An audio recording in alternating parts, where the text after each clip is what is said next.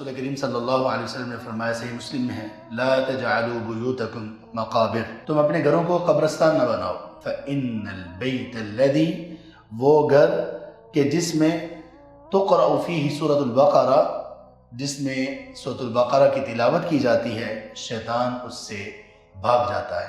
क्या मतलब इसका हुआ? इसका मतलब ये हुआ कि जिन घरों में सूरतुल बक़रा नहीं पढ़ी जाती वो घर कब्रिस्तान की तरह हैं और वहाँ शैतान का राज है। और ये सिर्फ तिलावत नहीं है, हमारा एक मसला और बहुत बड़ा मसला ये भी है कि हम लोगों ने कुरान करीम को तिलावत की हद तक लिया बस। इसका असल मकसूद है इसको समझना।